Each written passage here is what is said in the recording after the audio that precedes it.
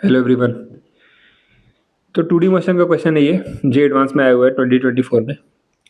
तो इसमें कह रहा है कि एक्स नॉट वाई नॉट से एक बॉल फेंका गया थीटा नॉट एंगल पे, और फिर एक स्टोन फेंके हैं एक्स वन वाई वन से 180 माइनस थीटा वन एंगल पे। ठीक है, देखो इसको बना लेते हैं पहले। ठीक है, तो ऐसा कुछ कह रहा है वो। ये रहा अपना बॉल, तो ये है बॉल और ये है स्टोन। ठीक है, इसको ओरिजिन से फेंका गया है थीटा नॉट एंगल से पॉजिटिव एक्स एक्सिस से, और स्टोन को फेंके थे 180 minus theta one positive x axis से। तो अगर पॉजिटिव से 180 माइनस थीटा वन बना रहा है, यानी कि नेगेटिव एक्स एक्सिस से थीटा वन बनाएगा, तो वही बना लिए। ठीक है, अब कह रहा है ये दोनों अगर कोलाइड करेंगे तो उस केस में इसका दो सिनेरियो बनाया हुआ है, देखो। ठीक है, तो ऐसा कुछ केस बनाया हुआ है उसमें। तो पहला केस है, उसमें कह रहा है कि थीटा नॉट अपने पास 45 है और थीटा वन 45, तो वो बना लिए। और सेकंड केस में थीटा नॉट 60 है और थीटा वन 30 डिग्री है, और बॉल की स्पीड गिवन है वी नॉट, और स्टोन की स्पीड के बारे में कुछ बताया नहीं था, तो उसको मान लिया अपने मन से वी। अब देखो, कह रहा है जो पहले वाले केस में टाइम लग रहा है कोलिजन में वो है t1, यानी यहाँ टाइम लग रहा है t1, और सेकंड वाले केस में टाइम लग रहा है t2। तो हमें चाहिए t1/t2 का होल स्क्वायर, इसकी वैल्यू। ठीक है, तो आज सॉल्व करते हैं। देखो, अब दोनों केस को एक एक करके देखेंगे ध्यान से, और रिलेटिव का यूज़ करके सॉल्व करते हैं, तो उससे थोड़ा जल्दी हो जाएगा, सोल्यूशन भी ईजी हो जाता है। तो मैं क्या कर रहा हूँ, बॉल को रेस्ट पे मान ले रहा हूँ। ठीक है, और बॉल के रेस्पेक्ट में देखूंगा अब सब कुछ।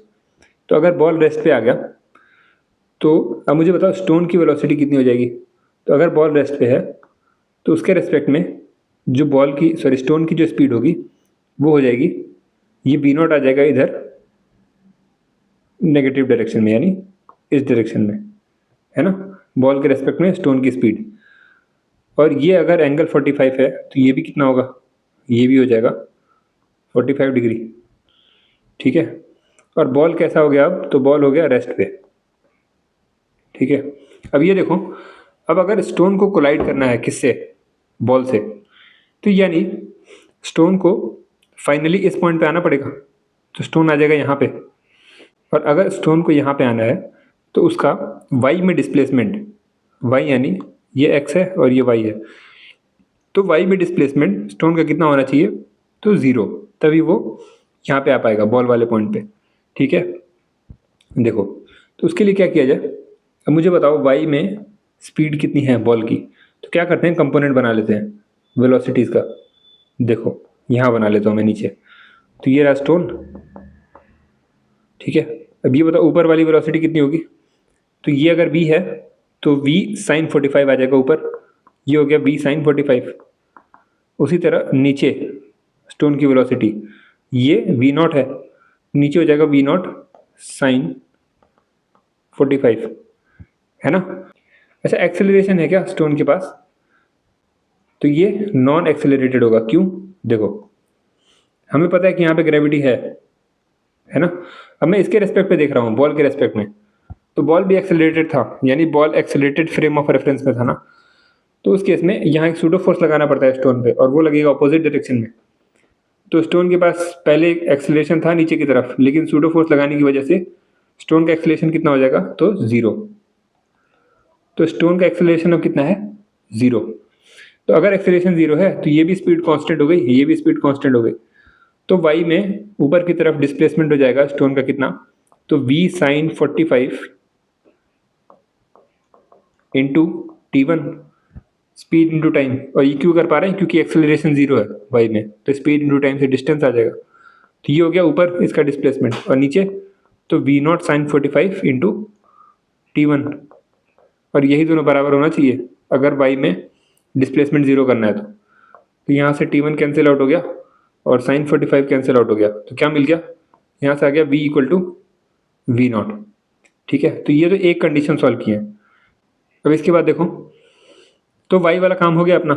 अब x में इसको कितना डिस्टेंस ट्रैवल करना पड़ेगा स्टोन को, तो देखो ये 0 0 पे है, ये l 0 पे है, यानी ये वाली लेंथ कितनी है, तो l। तो इसको x में कितना डिस्टेंस कवर करना है, तो l, तो वो भी लिख लेते हैं। और x में उसकी स्पीड कितनी होगी, देखो, तो इसका जो कंपोनेंट आएगा x में वो कितना आ जाएगा, इधर आ जाएगा v cos 45 और v नॉट का कंपोनेंट, तो v नॉट cos 45, ठीक है।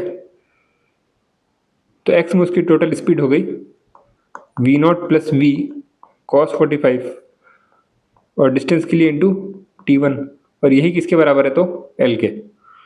तो यहाँ से क्या मिल गया, v naught plus v by root 2 into t1 is equal to l, ठीक है। अब यहाँ से t1 निकाल लेते हैं, तो t1 आ जाएगा l बाई यानी l root 2 by v naught plus v, ठीक है। तो ये हो गया फर्स्ट वाला केस।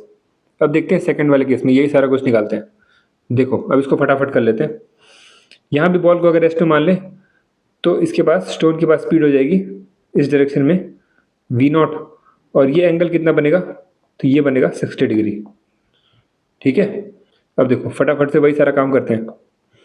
तो स्टोन की स्पीड y में ऊपर हो जाएगी v साइन 30, नीचे की तरफ v साइन 60, और अगर डिस्प्लेसमेंट y में 0 करना है तो वापस से v sine 30 into T2 is equal to v sine 60 into T2। तो यहाँ से मिल गया, ये v नॉट है ना, v नॉट, ठीक है। अब यहाँ से आ जाएगा v by 2 is equal to v naught root 3 by 2। तो यहाँ से मिल गया v equal to v naught root 3, ठीक है। तो अब x में डिस्प्लेसमेंट के लिए देख लेते हैं। तो x में वेलोसिटीज़ का कंपोनेंट मिल जाएगा हमें, तो ऊपर का हो जाएगा v cos 30 और नीचे हो जाएगा v नॉट cos 60, ठीक है। तो अब यहाँ लिख लेते हैं, ये हो जाएगा v cos 30 plus v naught cos 60 into T2 is equal to L। तो यहाँ आ जाएगा v root 3 by 2 plus v naught by 2 into T2 is equal to L, यानी यहाँ से T2 मिल गया 2L by root 3v plus v naught. अब v का यहाँ से रिप्लेस कर देते हैं, तो v हो जाएगा v नॉट रूट 3, यहाँ डाल देंगे तो 2L by root 3v not जब डालेंगे तो ये हो जाएगा 3v not plus v not, ये मिल जाएगा finally 2L by 4v not यानी L बाई 2v नॉट, ठीक है। अच्छा इसको भी v नॉट के टर्म्स में लिख देते हैं इधर वाले को। तो T1 इक्वल टू v की जगह v नॉट रख सकते हैं, यहाँ पे v equal to v naught आया था ना, v equal to v naught आया था, तो यहाँ रख दो L upon L root 2 upon v naught plus v naught, तो ये हो जाएगा root 2L by 2v not या फिर L by root 2v not, ठीक है। अब चाहिए T1 बाई T2 ना, क्वेश्चन ने क्या बोला था, तो उसमें बोला है T1 बाई T2 का होल स्क्वायर। तो निकालते हैं।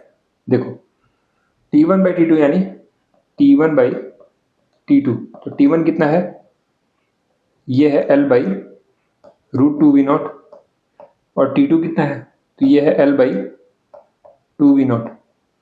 तो ये तो कैंसिल आउट हो गया L और v नॉट, तो ये कितना आ जाएगा 2 बाई रूट 2 यानी रूट 2, और T1 बाई T2 का होल स्क्वायर करें तो T1 बाई T2 का होल स्क्वायर ये आ जाएगा रूट 2 का स्क्वायर यानी 2, ठीक है। तो अपने पास आंसर आ गया 2। बेसिकली मतलब अगर रिलेटिव मोशन क्लियर है तुम्हारा तो उससे जल्दी हो जाएगा, ठीक है। चलो अब नेक्स्ट क्वेश्चन में मिलेंगे फिर।